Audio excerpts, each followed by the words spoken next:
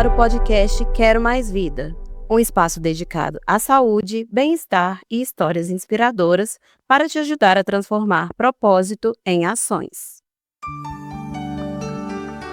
Olá, bem-vindo ao podcast Quero Mais Vida. Meu nome é Lorena, sou coordenadora de gestão de pessoas do Grupo Mira. Hoje nós vamos tocar no assunto que impulsiona a vida. Propósito em ação, encontrando sentido à sua saúde.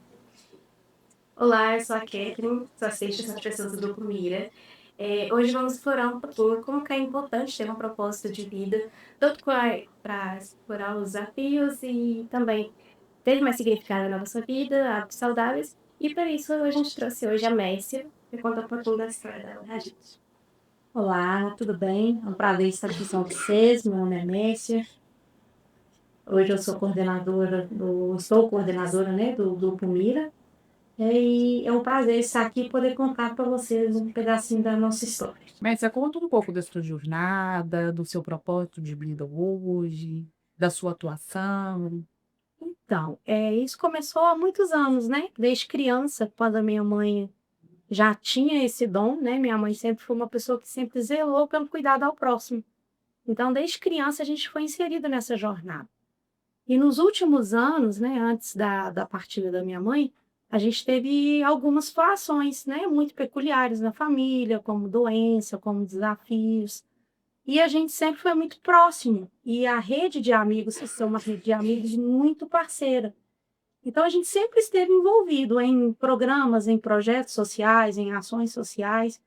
E isso faz todo sentido, tanto para a minha vida quanto para a vida da minha família. Quando você fala desses desafios, desses acontecimentos na sua família, você pode dar um exemplo para gente? Sim, a gente teve um episódio, né, com um cenário de doença com a minha irmã. Foi um cenário muito difícil, foram 8 meses, né, de uma trajetória muito pesada dentro de um hospital, sem perspectiva de melhora. Então, nós passamos por inúmeras situações em que a ajuda, a parceria, o cuidado com o outro sempre esteve em primeiro lugar. E isso nos fez vencer essa etapa. Então, isso foi muito gratificante. Então, trazer isso para a nossa vida hoje é como se fosse um alimento diário.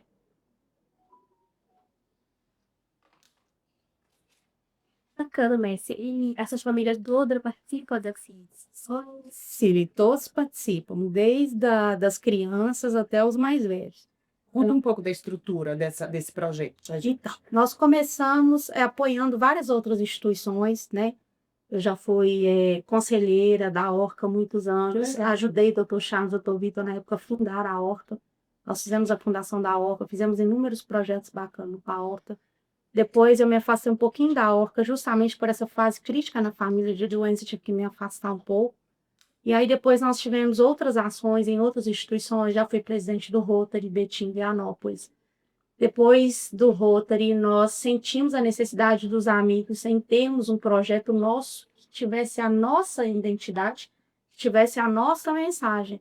Então, a gente um dia, num bate-papo descontraído, a gente pensou, nós vamos criar a nossa instituição. Mas são pessoas da sua família? São amigos, são parentes e são pessoas que estão entrando nesse momento. Mas a maioria das pessoas são um núcleo familiar e amigos muito próximos.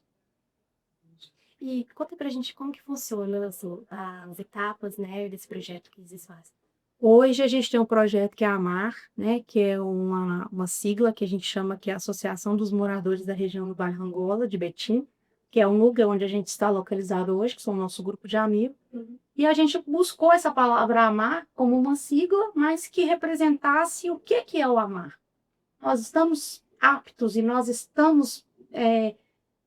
estamos conscientes do que é amar, porque amar o próximo, amar o parente, amar o núcleo familiar é, de uma certa forma, fácil. Mas amar o outro que está numa situação de vulnerabilidade, amar o outro que tem um problema, amar o outro que tem um vício, que está jogado, que não tem perspectiva de vida, ele requer muito mais envolvimento da gente. Então, quando a gente chegou nessa condição de criar a Amar, a gente queria ter um espaço onde nós pudéssemos buscar os nossos recursos e fazer as ações que, independente de religião, de política, de classe social, Se é homem, se é criança, São se todos os públicos que vocês são todos os públicos. Hoje nós focamos mais em pessoas acamadas, pessoas doentes, né? Hoje nós temos 11 pacientes assistidos. Dentro deles, né, desses 11, Eles ficam onde? eles ficam nas residências deles e alguns em hospitais. Então, quando o paciente está hospitalizado, a gente dá todo o suporte de hospitalar, seja ficar com esse paciente, fazer o acompanhamento com ele, ajudar o familiar nessa jornada. Quando ele está em casa, a gente assiste esse paciente através de uma avaliação socioeconômica, né? Através de uma assistente social, que é uma amiga nossa, para a gente avaliar qual que é a condição, o que que ele precisa, onde que nós podemos ajudar. Né? Então, a gente busca todos os focos. Nós temos crianças, nós temos adultos, nós temos idosos, nós temos animais, que também a gente ajuda os animais, porque a gente entende que eles também precisam do nosso apoio. Então, a gente tem 3 ONGs de animais que a gente ajuda também. Legal. Então, quando os amigos decidiram, cada um tem um perfilzinho. Um gosta dos animais, outros gosta do idoso, outro gosta da criança. Então, nosso intuito é o quê? É sempre ajudar aqueles que a gente deseja, que o coração pediu. E como que esse propósito mudou a sua vida? Ele mudou quando eu percebi que eu não estava sozinha. Que eu não estava sozinha nas minhas lutas, nos meus desafios, né? No projeto, né? Nessa situação tão difícil que eu passei na minha família. Com a minha irmã, logo depois veio minha mãe com câncer, depois veio meu pai. E eu nunca estive sozinha. Então, a minha rede de apoio de amigos nunca me abandonou. Então, eu sempre podia contar com uma pessoa para ficar no hospital, com uma pessoa para fazer uma situação, ou buscar um remédio, ou buscar uma fralda, ou colocar uma dieta na minha irmã que ela precisava naquele momento e eu precisava vir trabalhar. Eu estando trabalhando, eu podia saber que teria alguém com ela ali, que ela não estava sozinha. Então, o que eu pensei? Se eu fui apoiada, se eu fui assistida, por que eu não posso ajudar? E o tão bom é você saber que você não está sozinho, que você está acolhido. Acolher e ser acolhido é muito bom. Diante de tudo isso que você contou pra gente, eu queria saber o que mudou pra você na sua vida, na sua perspectiva, nos seus princípios. Conta pra gente. Mudou muita coisa. Bastante. Bastante. Primeiro, em reconhecer que sozinho é mais difícil. Né? Que a gente não precisa estar sozinho. Que quando você tem apoio e que você é acolhido, a dor ela é mais fácil de passar, né? As turbulências, os caminhos são mais... Eles não deixam de ser longos, mas eles passam a ser mais suaves. Ser forte não é a solução. Não é, não é. E a tendência da gente é querer ser forte o tempo inteiro e achar que a gente vai dar conta sozinho. Na verdade, não tem que dar. Então, um dos maiores aprendizados com tudo isso foi que sozinha eu não conseguiria. E que eu precisava realmente de apoio, que eu precisava de ajuda, que eu precisava saber e poder contar. E isso, para mim, foi muito importante. Então, eu sempre, na minha jornada, a gente sempre buscava assim, vamos fazer isso, vamos. E eu sempre me impulsionava a fazer. E ia para frente. E teve uma certa hora que eu fiquei estagnada. Eu falei, e agora? E agora, como que eu vou fazer? Né? E agora? Como que eu vou resolver isso? Então, sempre que eu acionava os meus amigos, a minha família que estava sempre perto de mim, eu sempre recebia um acalento, sempre recebia e conseguia respirar. Então, isso é muito importante, saber que não preciso estar sozinho. Isso foi um conforto que eu acho que nada, na minha experiência de vida, vem acrescentar mais do que isso. Saber que a gente sempre vai poder contar com alguém. Às vezes, você não tem a noção de onde que vem a ajuda. E ela vem. E às vezes a gente tem que estar aberto para receber isso. Porque se a gente também se fecha, se a gente acha que a gente vai dar conta sozinho, que a gente não precisa, que a luta é só nossa, a gente sofre mais. Adoece, né? A gente adoece, a gente passa a realmente não dar conta. Porque o peso, ele vem. Então, o que eu aprendi muito nessa jornada toda, e a gente aprende todo dia, não é que a gente deixou de aprender, a cada caso, a cada experiência, a cada pessoa que a gente vai ao encontro, a cada vez que o meu telefone toca, a cada vez que uma pessoa vem pedir uma ajuda, a gente fala assim, poxa, se está chegando, eu vou lá. Eu vou. E eu me sinto muito feliz com isso, porque eu penso assim, quando eu precisei, vieram. E agora eu vou. E eu vou.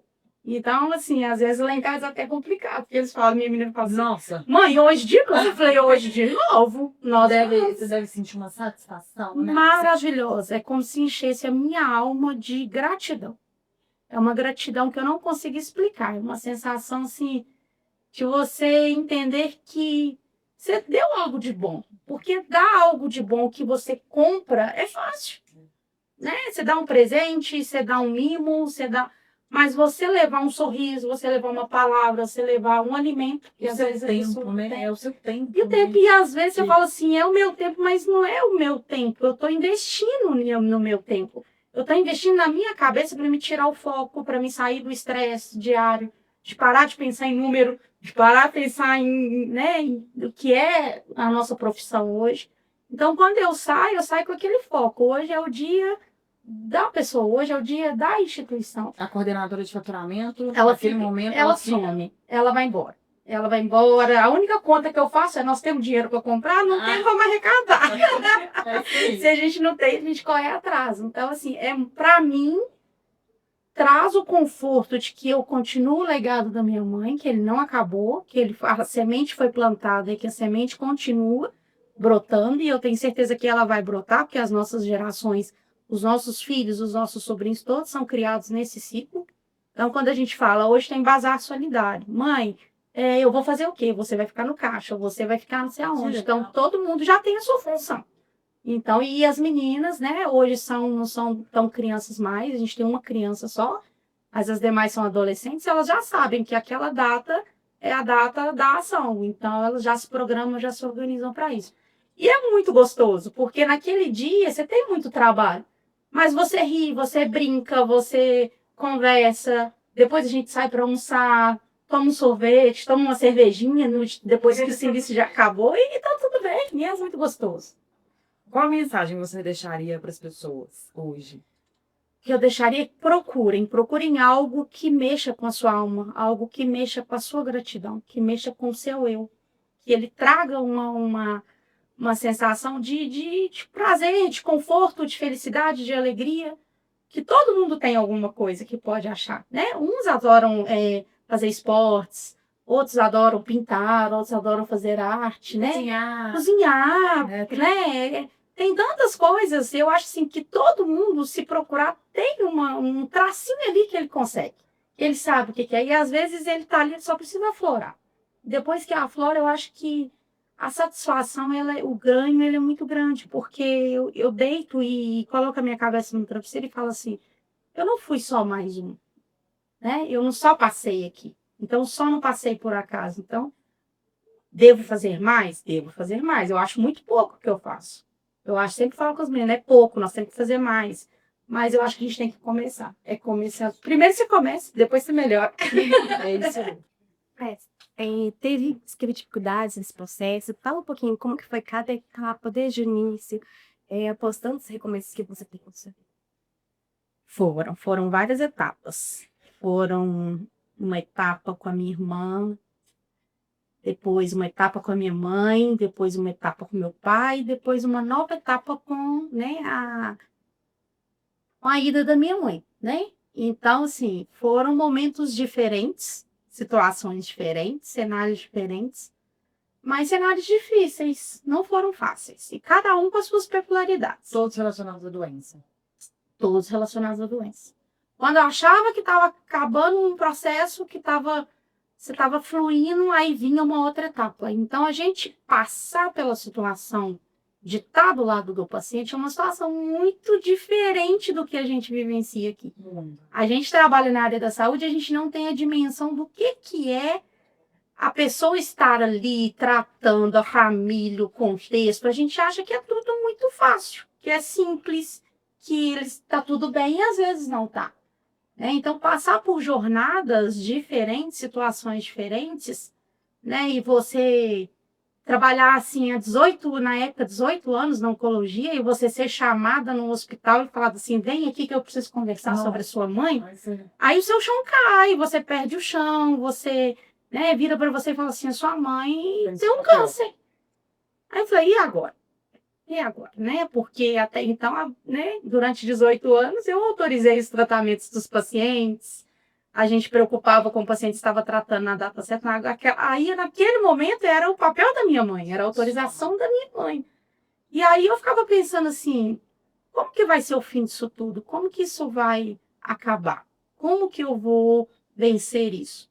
Né? Então, minha irmã estava acabando de recuperar quando a minha mãe teve o diagnóstico.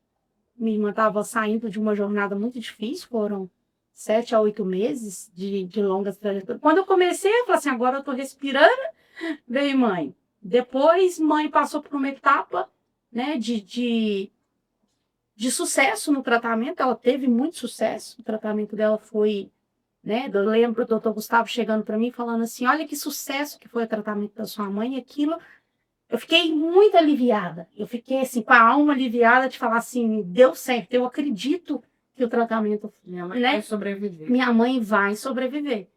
E aí veio a pandemia, né, veio a reclusão, a gente com muitos cuidados com ela, não podia fazer muita coisa, e ela sempre, né, cobrando da gente, né? A gente não pode sair de casa, mas a família está precisando comer. A gente não pode sair de casa, mas a pessoa está com frio. Então a gente tinha que administrar isso tudo, né, junto com ela. E logo depois de mãe veio pai. Pai já tinha tido uma doença oncológica também era paciente da sepsis, com o Dr. Charles, mas, né, o tratamento do meu pai foi muito tranquilo.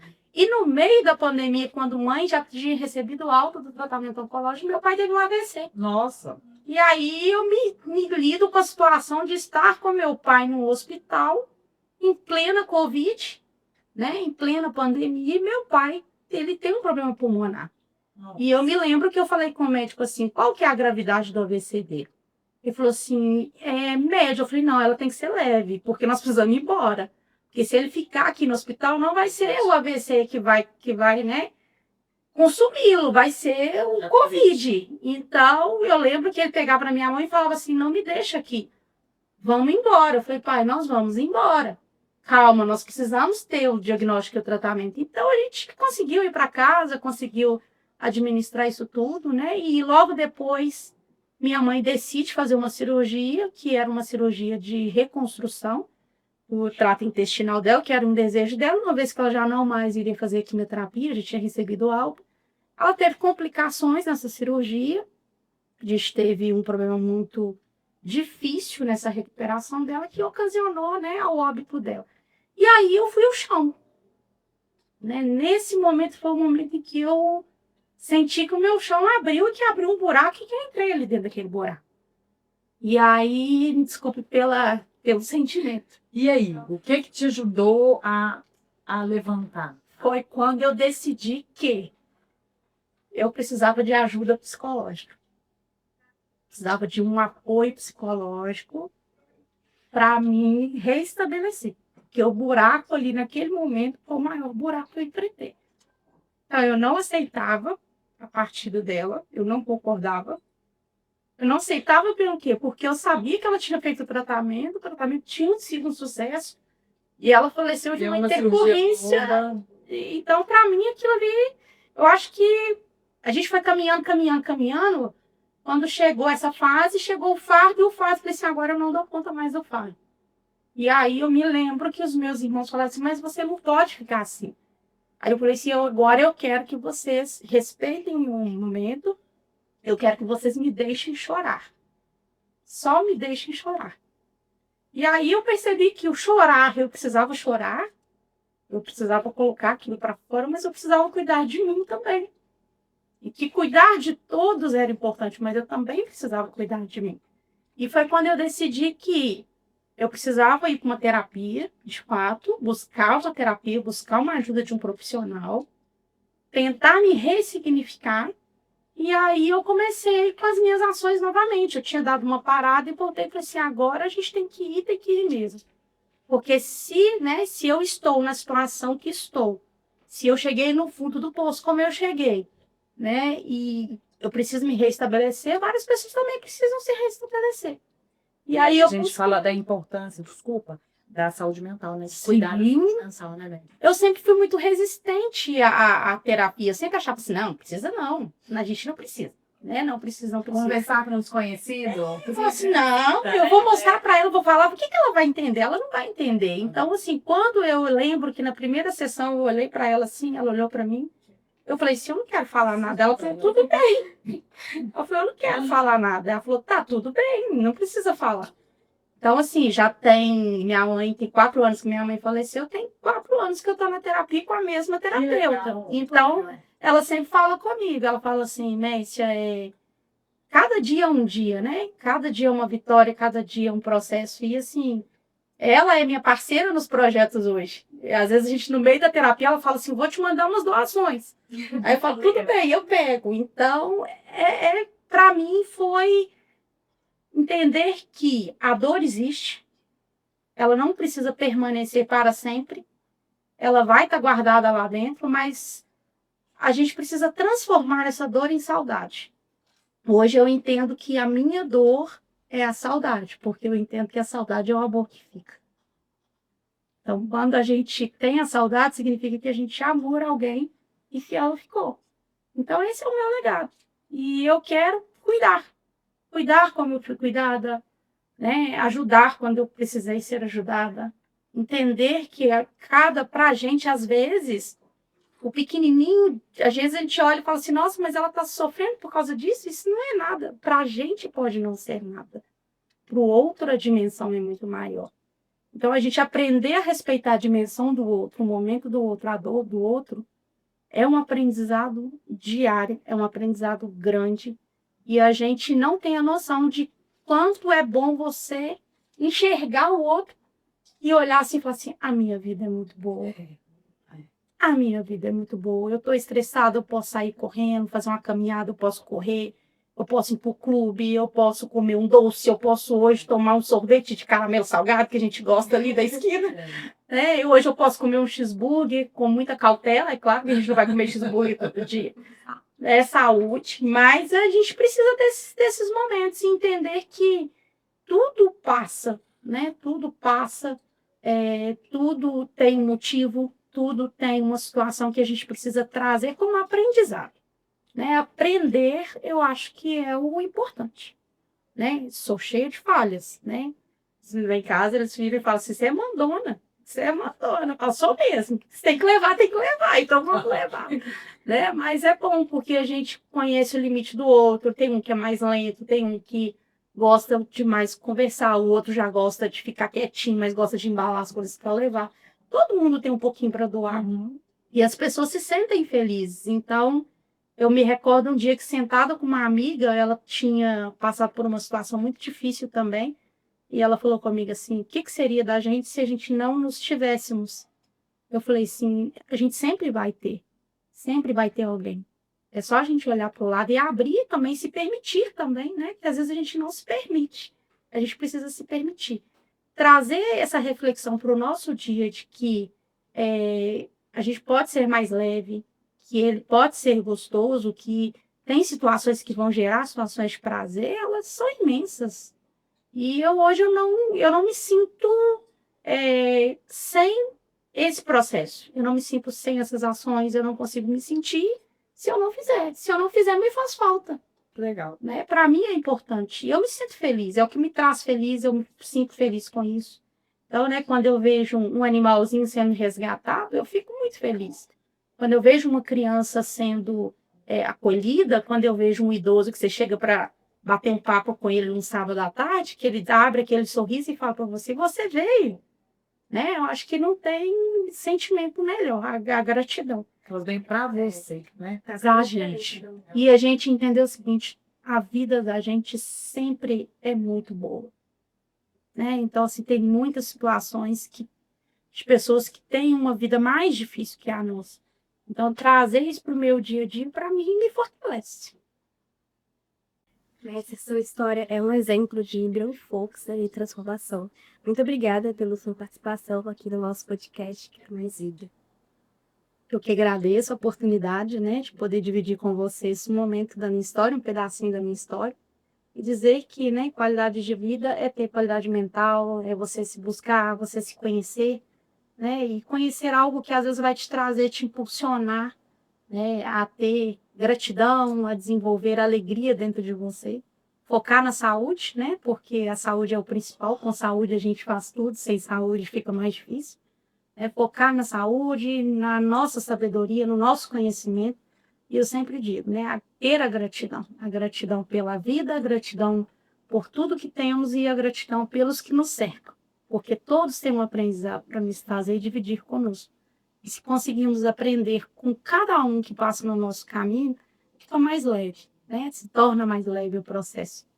Novos processos podem vir, mas quando você já tem uma experiência, ela fica mais leve, né? E dizer que cuidar das pessoas, cuidar do próximo, é um amor incondicional.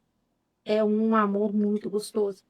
É uma sensação, assim, de leveza, de dever cumprido, de satisfação, né? De alegria. Então, isso, para mim, é o que me move. É o que me move. E hoje, ter o entendimento que eu preciso também cuidar da minha saúde mental, né? Da minha saúde mental, da minha saúde física. Então, é isso. Agradeço vocês imensamente, né? E vamos que vamos. Essa história me tocou muito, e eu tenho certeza que vai tocar muita gente, né? E o que ficou para mim é que ser forte não é a solução, Não é né? mesmo? Se cuidar é muito importante. Isso mesmo. E você reconhecer isso é admirável. Ser forte, às vezes, é a gente ter a humildade de falar assim, me ajuda. Pedir ajuda é ser forte, né? E eu precisei pedir ajuda, eu tive que ter ajuda. E com a ajuda eu me tornava forte para seguir. Então, a gente não precisa estar sozinho, né? Não se sintam sozinhos, né? Por mais difícil que seja a jornada, é buscar algo que te complete, que te traga felicidade, né? Gerar vida, gerar alegria, gerar gratidão é uma sensação maravilhosa, né? E hoje eu me sinto muito feliz. Sinto feliz, a minha família é feliz, a gente está bem, está todo mundo bem, né? Nossos bichinhos estão bem, né? Os nossos pets, e é isso, né? Que a gente tem essa consciência, né? De que buscar aquilo que a gente precisa, buscar apoio, também é saúde. É isso. Obrigada. Muito obrigada, gente. Até mais. Esse podcast é um oferecimento do Grupo Mira. Abraça a saúde e viva melhor.